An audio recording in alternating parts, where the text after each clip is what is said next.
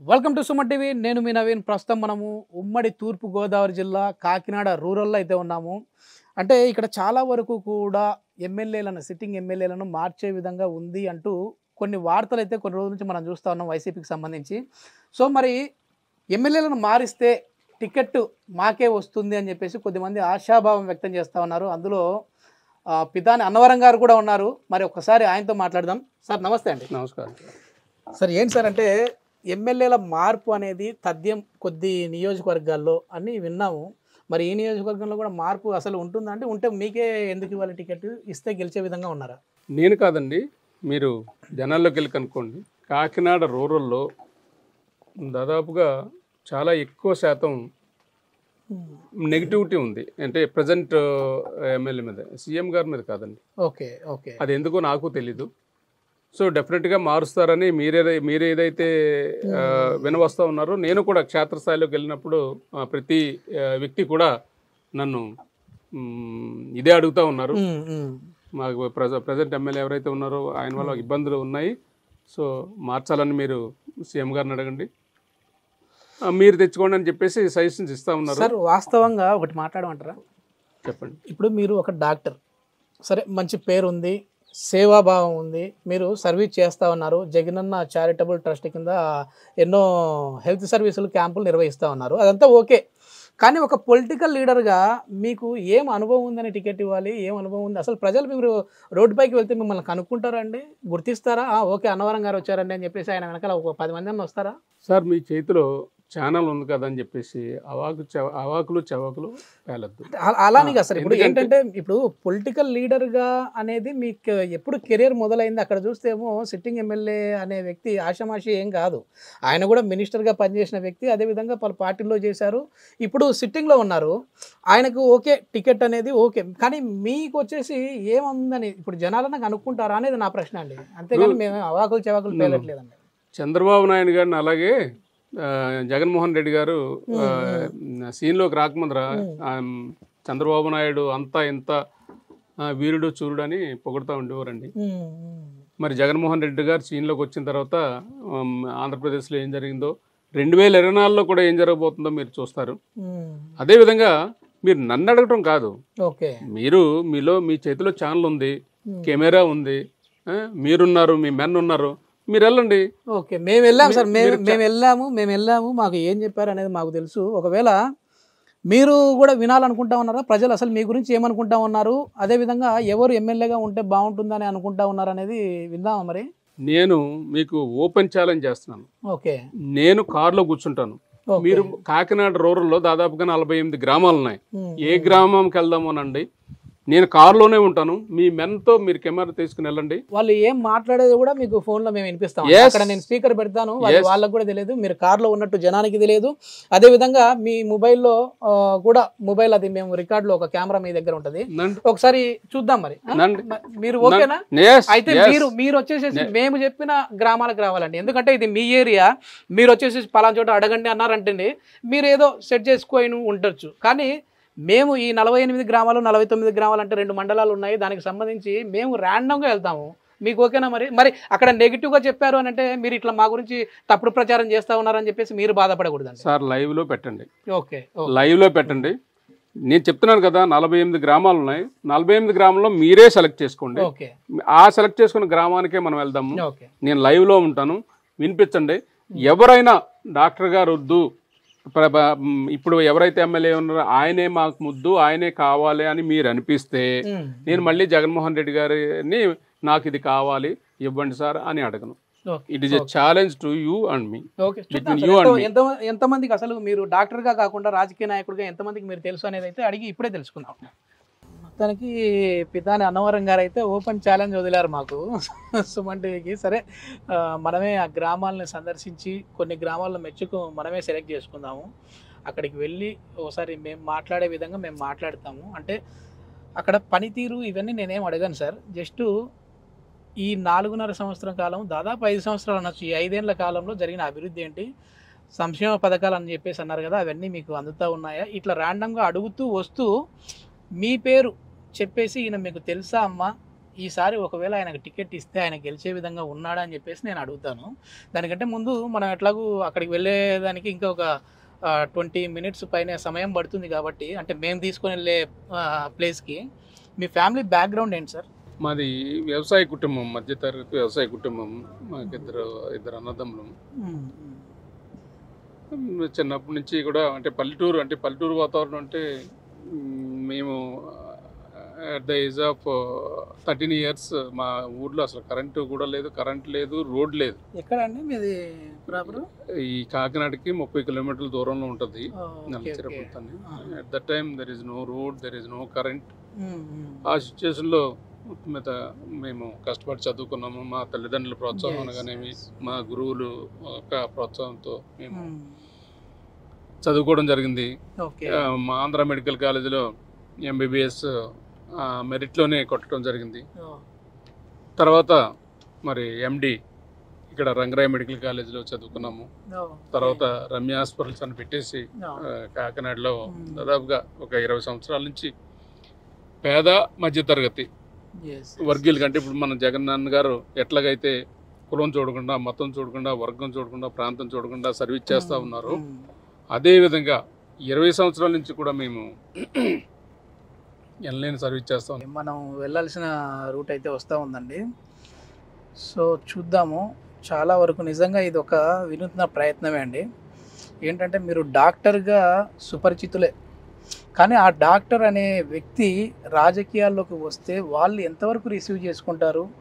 అదేవిధంగా మీరు డాక్టర్గా ఉన్నప్పుడు పేషెంట్స్ మీ దగ్గరికి వస్తారు. అదే మీరు ఒక రాజకీయ నాయకుడు అయితే మీరు వాళ్ళ దగ్గరికి వెళ్ళాలి. కొంచెం కొత్తగా అనిపించలేదా మీరు కొత్త రాజకీయాల్లోకి వచ్చినప్పుడు? అంటే అప్పుడు నేను డాక్టర్గా ఉంటే నా దగ్గరికి వాళ్ళంతా వస్తున్నారు, ఇప్పుడు నేను ఇంటింటికి వెళ్ళాలి, వాళ్ళకి చెప్పుకోవాలి అని ఏమన్నా అనిపించడం కావచ్చు.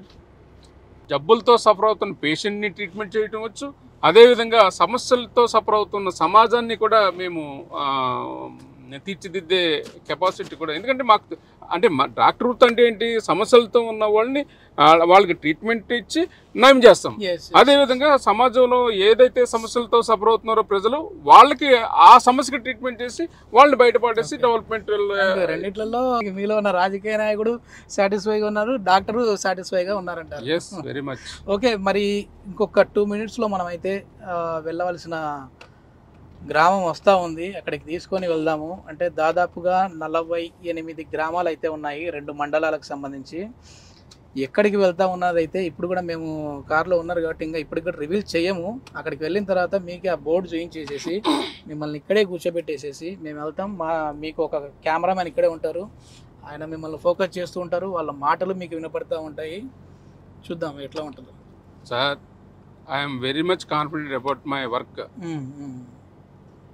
నేను ఈరోజు కాదు, 20 సంవత్సరాల నుంచి కూడా డాక్టర్గా వర్క్ చేస్తున్నాను. అదేవిధంగా విద్యావేత్తగాను కూడా నేను అందరికీ చూపరిచాను. ఎందుకంటే ఎవరైతే అవసరతలో ఉండి ఆర్థికంగా ఇబ్బంది పడుతున్నారో అలాంటి చాలా మందిని నేను సాధించడం జరిగింది. వాళ్ళందరూ కూడా మంచి మంచి పొజిషన్లో ఈ రోజున సెటిల్ అయ్యి వాళ్ళ లైఫ్ని మంచిగా లీడ్ చేసుకునే పరిస్థితులు ఉన్నాయి. సో అలాగే నేను సుపరిచితుడిని. మీరు ఏ గ్రామం అయినా 48 గ్రామాల్లో ఏ గ్రామం అయినా సెలెక్ట్ చేసుకోండి. I'm very much confident about my work.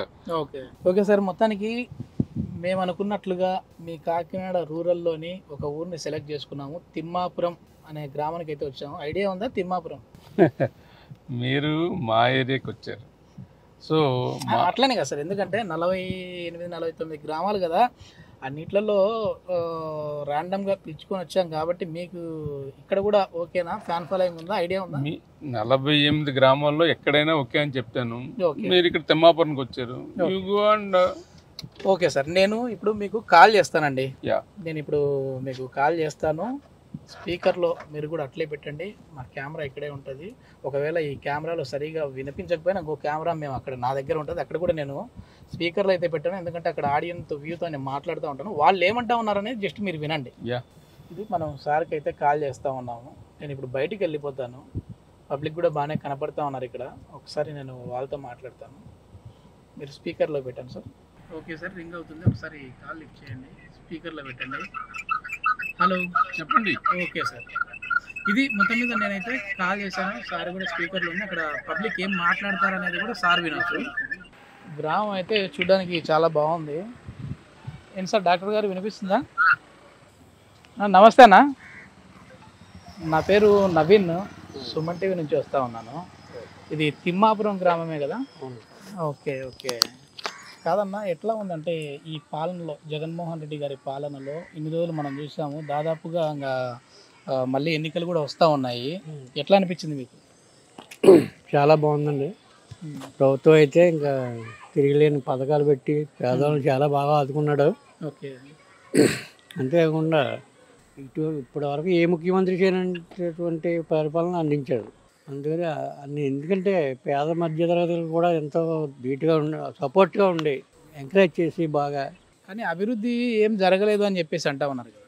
అభివృద్ధి జరగకపోవడం ఏంటండి, చాలా విచిత్రంగా ఉంది. కాకినాడ రూరల్కి సంబంధించి నేను వచ్చాను. ఇక్కడ వచ్చేసేసి ఇప్పుడు కొన్ని సిట్టింగ్లలో మార్పులు జరగబోతూ ఉన్నాయి. అట్లా మార్పులు జరిగితే ఈ నియోజకవర్గంలో ఒకవేళ అన్నవరం అనే డాక్టరు, పితాని అన్నవరం అనే డాక్టరు టికెట్ ఆశిస్తూ ఉన్నారు.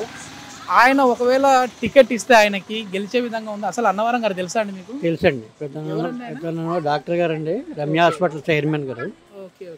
ఇంకా ఎన్నో అకాడమీ అని పేదలకి చాలా పెట్టి ఆయన కూడా చాలా సపోర్ట్ చేస్తున్నారండి. అకాడమీ అని ఈ మధ్యన అకాడమీ కూడా పెట్టారు. ఇంకా చారిటబుల్ ట్రస్ట్ అని ఎక్కువగా ప్రజల్లో తిరుగుతూ ఉంటారండి ఆయన. తిరుగుతూ ఉండే. సరే సరే, ఇప్పుడు డాక్టర్గా ఓకే, కానీ ఆయనకు ఎమ్మెల్యే టికెట్ ఇస్తే గెలుస్తాడండి? కంపల్సరీ గెలుస్తారండి. ఎందుకంటే ఇంకోలా అనుకోవద్దు, ప్రజెంట్ ఎమ్మెల్యే అయితే కొన్ని పనులు చేయలేదు జనాలకి, అసంతృప్తిగా ఉన్నారు కొంతమంది. దానివల్ల ఎవరైనా కొత్తగా మళ్ళీ పెడదాం రోలర్ అని అందరూ ఎదురు చూస్తున్నారు ప్రజలు కూడా, కొత్తగా ఎవరైనా వస్తారేమని. ఇలాగా అన్నవరం గారు అంటున్నారు కదా మీరు. అదే అంటే ఇప్పుడు కన్ఫామ్ ఏం కాలేదు ఇప్పుడు, ఎందుకంటే దాదాపుగా కొన్ని నియోజకవర్గాల్లో మార్పు అయ్యే విధంగా ఉంది కాబట్టి అట్లాంటి చోట్ల ఆశావాహులు ఉన్నారు. ఈయన కూడా టికెట్ ఆశిస్తూ ఉన్నారు. ఒకవేళ నిజంగానే ఇస్తే గెలిచే విధంగా ఉందా అనే ప్రశ్న అది. అవునండి, కంపల్సరీగా గెలుస్తారు. Okay okay. మీ పేరు బ్రదర్? నా పేరు సాయి కృష్ణ అండి. సాయి కృష్ణ, ఏం చేస్తూ ఉన్నారు? బీటెక్ ఫైనల్ ఇయర్ అయింది సార్ నాకు జస్ట్ ఇప్పుడే. అది కాంపిటేటివ్ ఫీల్డ్కి నేను ప్రిపేర్ అవుతున్నాను. అన్నవరం గారు తెలుసా అండి మీకు? మామూలుగా డాక్టర్ అన్నవరం అని చెప్పేసి తెలుసండి. ఎవరండి ఆయన? ఆయన డాక్టర్ సార్, ఆయన డాక్టరు. అలాగే కాకుండా పీతాని అన్నవరం చారిటబుల్ ట్రస్ట్ ఉంటుంది, ఫ్రీగా మెడిసిన్స్ ఇవ్వడం, తర్వాత స్కాన్స్, తర్వాత వస్తుంటారా మామూలుగా? ఇప్పుడు జనాల్లో ఉంటారండి నేను ఎక్కువ.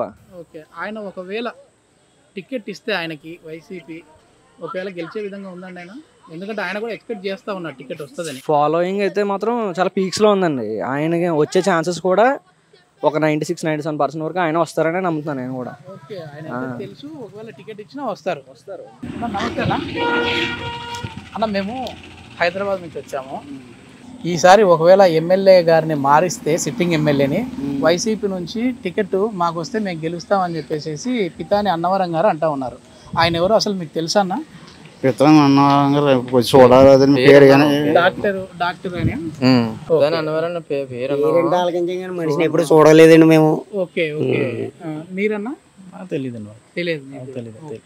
వైఎస్ఆర్ తరపు నుంచి అయితే పితాని అన్నవరం గారు అయితే ఇంకా వెంటనే నగ్గడానికి, ఎందుకంటే ఆయనకి ఏంటికంటే సోషల్ సర్వీస్ చేసిన వ్యక్తి, అందరూ కూడా కావాలనుకున్న వ్యక్తి పితాని అన్నవరం గారు, డాక్టర్ గారు. ఇంకెందుకంటే మిగతా వాళ్ళ అందరి మీద కూడా బ్యాడ్గానే పాల్యూషన్ ఉంది. ఆయన అయితే కనుక నెంబర్ 1 వ్యక్తి. నేను కూడా కాకినాడలో నేను చదువుకున్న వ్యక్తిని కాబట్టి చెప్తున్నాను. పితాని అన్నవరం ఒక గుడ్ విల్ కాకినాడలో ఉంది. తెలుసు సార్ నాకు. ఓకే, ఎట్లా తెలుసు మీకు? తెలుసు సార్, మామూలు పరిచయం అండి. పరిచయం అంటే వస్తుంటారా మామూలు ఇక్కడికి? ఒకవేళ ఆయనకి టికెట్ ఇస్తే గెలిచే విధంగా ఉందా అండి? గెలుస్తారు సార్. నాకు తెలుసండి ఆయన. Okay okay.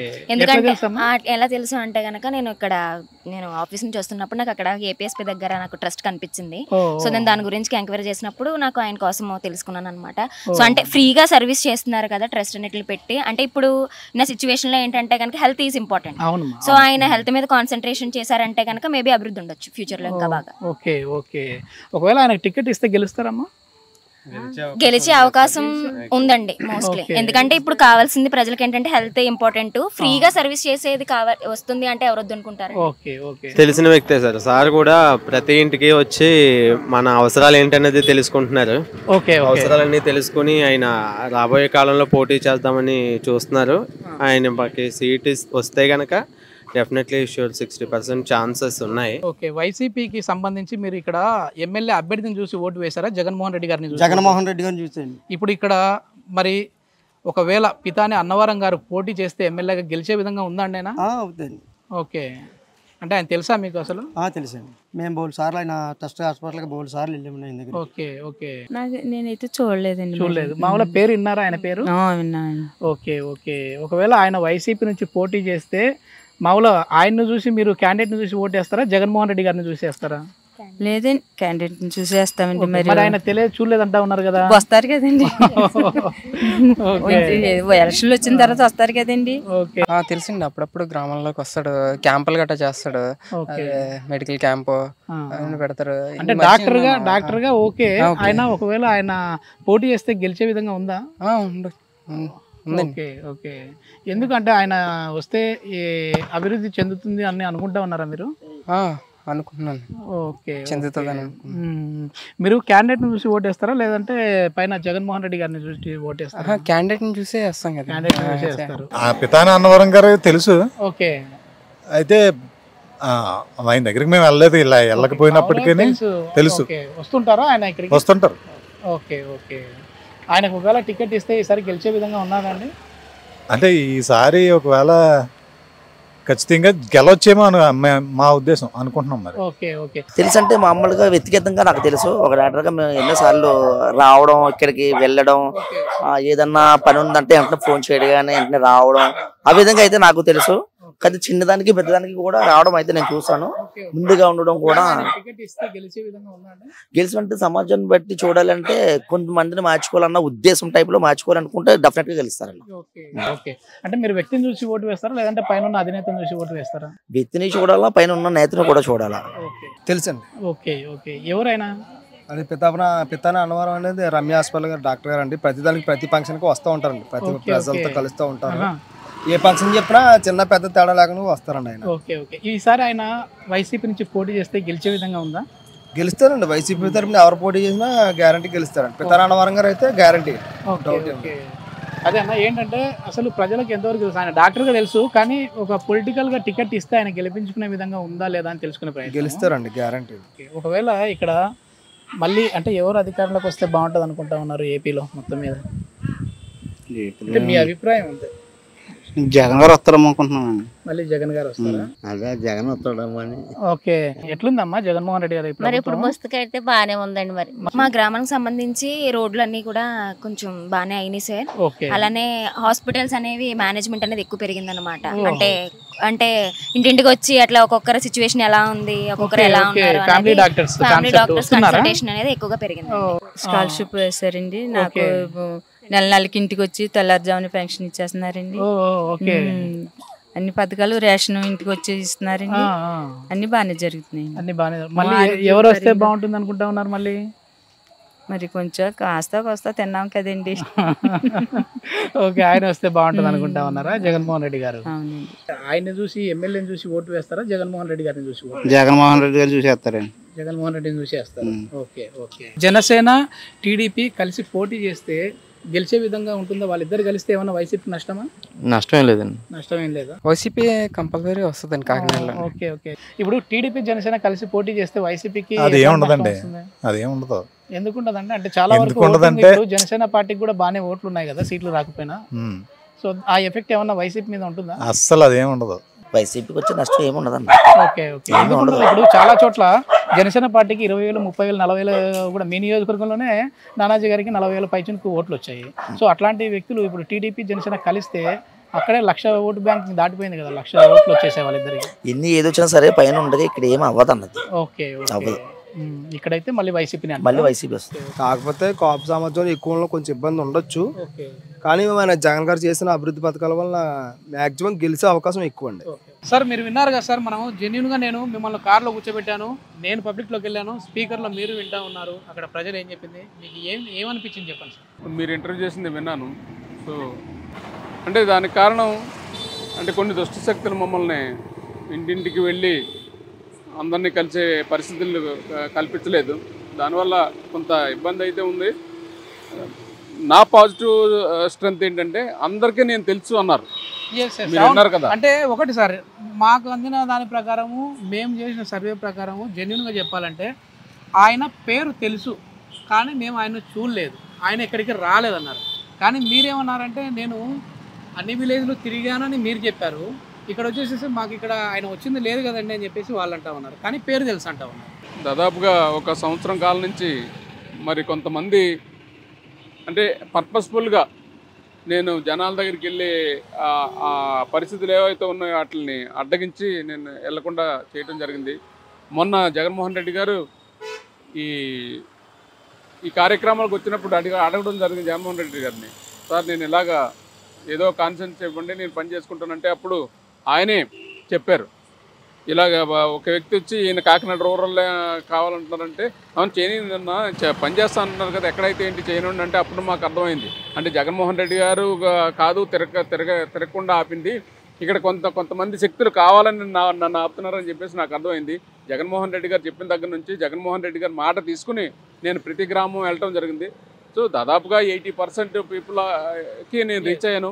ఇంకా 20% పీపుల్ ఉంటారు, ఎందుకంటే పవర్లో ఉన్న వ్యక్తుల్ని దాటుకుని మేము వెళ్ళాలి. సో అలాంటి ఇబ్బందులు కొన్ని ఉన్నాయి, దానివల్ల ఈ 20% రీచ్ అవ్వలేకపోయాము. ఈ 5 నెలల్లో డెఫినెట్గా 20% కూడా కవర్ చేస్తాము. ఇక నేను కాకినాడ రూరల్లో ప్రతి వ్యక్తికి తెలిసే విధంగా మేము ఈ 5 నెలల్లో కూడా కష్టపడతామని చెప్పేసి మీకు చెప్తాను. దానికి మా ఇంటర్వ్యూ మా సర్వే ద్వారా మీకైతే ఒక ప్లస్ జరిగింది అని అనుకుంటారా మీరు? ఎందుకంటే నా స్ట్రెంత్ ఏదో చెప్పారు, అదేవిధంగా నాకు మైనస్ కూడా చెప్పారు, అంటే నా బలహీనత కూడా చెప్పారు. సో ఈ భవిష్యత్ కాలంలో నా స్ట్రెంత్ని ఇంకా స్ట్రెంథన్ చేసుకుంటాను, అదేవిధంగా నా బలహీనతను కవర్ చేసుకోవడానికి డెఫినెట్గా మీ ఇంటర్వ్యూ నాకు భవిష్యత్తులో చాలా ఉపయోగపడుతుందని చెప్పేసి నేను భగవంతుని సాక్షిగా మీకు చెప్తా ఉన్నాను. Okay, thank you sir, thank you very much. దానికి ఆల్ ది బెస్ట్ అండి. చూద్దాం ఏంటంటే పార్టీ టికెట్లు గురించి ఎట్లా వచ్చినా కూడా మీరు పార్టీ కోసం పని చేస్తా అని అంటూ ఉన్నారు కాబట్టి అది మరి ఏ విధంగా ఉంటుందో మీరే మాట్లాడుకొని తెలుసుకోవాల్సిన విధంగా ఉంటుంది. మొత్తం మీద అయితే ఇదండి, మనం వచ్చేసేసి జెన్యూన్గా కొన్ని నియోజకవర్గాల్లో ముఖ్యంగా ఎక్కడైతే కొంచెం ఈ 30-40 నియోజకవర్గాల్లో మార్పులు జరిగే విధంగా ఉంటుంది అంటూ ఉన్నారో వాటి మీద ఫోకస్ చేసి నెక్స్ట్ అంటే ఉన్న ఎమ్మెల్యే కాకుండా వేరే టికెట్ ఇచ్చే ఆశించే వ్యక్తులు ఎవరైతే ఉంటారో వారితో వారి అభిప్రాయం తీసుకుంటూ ఉన్నాము. ఒకవేళ ఆ వ్యక్తి ప్రజలకి తెలుసా తెలియదా, తెలుసు అని అంటే ఏ విధంగా తెలుసు, తెలియదంటే ఏ విధంగా ఉంటుందని చెప్పేసి ఆ టికెట్ ఇస్తే ఆయన గెలిచే విధంగా ఉంటారా లేదా అని తెలుసుకునే ప్రయత్నంలో భాగంగా రాండంగా మేము ఇక్కడికి వచ్చాము. మాకు ఇక్కడ వచ్చేసేసి పితాని అన్నవరం గారు కనిపించారు, ఆయనతో ఇంటర్వ్యూ అయితే చేశాము. నెక్స్ట్ ఇంకో నియోజకవర్గానికి వెళ్ళినప్పుడు అక్కడ వారి అభిప్రాయాలు కూడా తెలుసుకునే ప్రయత్నం చేద్దాం. Thank you.